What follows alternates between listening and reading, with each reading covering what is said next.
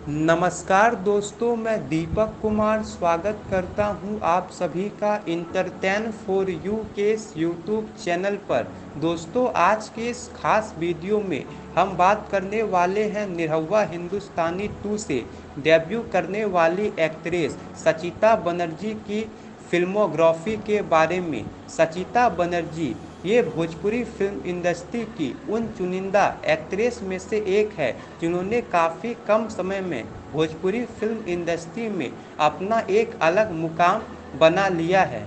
इनका जन्म 23 मार्च 1994 को कोलकाता में हुआ था। इनके पिता का नाम श्यामल बनर्जी था और इनकी माता का नाम सूपा बनर्जी है। इन्होंने अपनी 11वीं की परीक्षा उत्तीर्ण करने के बाद मॉडलिंग की दुनिया में कदम रखा था। बचपन से ही इनका शौक एक्टिंग में था और इन्होंने काफ़ी सारी सीरियलों में काम किया था, लेकिन इन्हें सबसे ज़्यादा पहचान जमाई राजा नाम के सीरियल से हुई थी। इसके बाद इन्हें फिल्म में काम करने का मौका मिला और उस फिल्म का नाम था निरहुआ हिंदुस्तानी 2।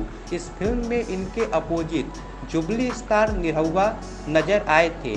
इस फिल्म को मंजूल ठाकुर ने डायरेक्ट किया था और राहुल खान ने प्रोड्यूस किया था।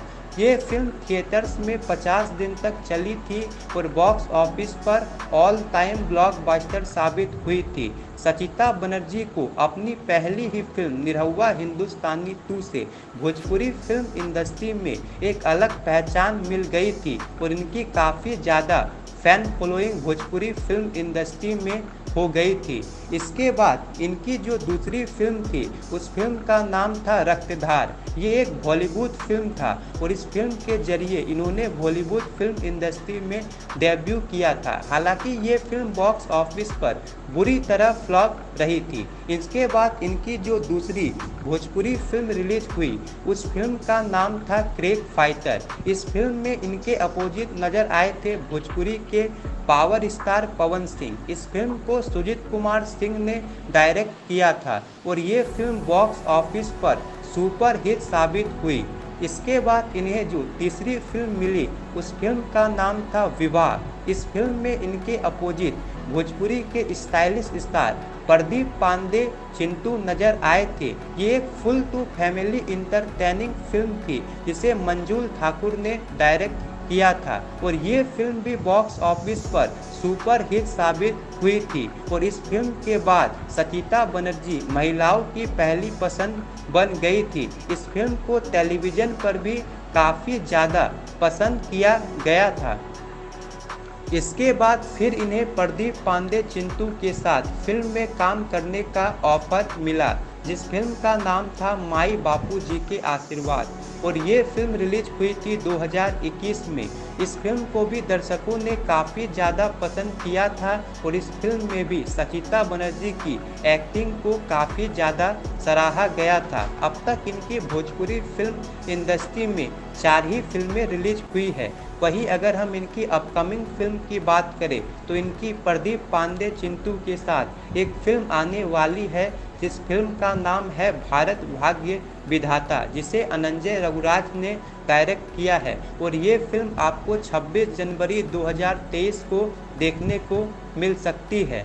बात करें सचिता बनर्जी की एक फिल्म की फीस के बारे में तो ये एक फिल्म के लिए 2 से 3 लाख चार्ज करती है। वहीं इनकी कुल संपत्ति 50 लाख रुपए है।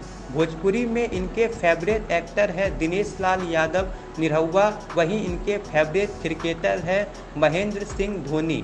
सचिता बनर्जी ने अपने फिल्मी कैरियर में भोजपुरी के जुबली स्टार दिनेश लाल यादव निरहुआ, प्रदीप पांडे चिंटू और पवन सिंह के साथ काम किया है और इन्हें खेसारी लाल यादव के साथ भी एक फिल्म में काम करने का मौका मिला था। इस फिल्म का नाम था राजा हिंदुस्तानी, जिसे मंजूल ठाकुर ने डायरेक्ट किया था।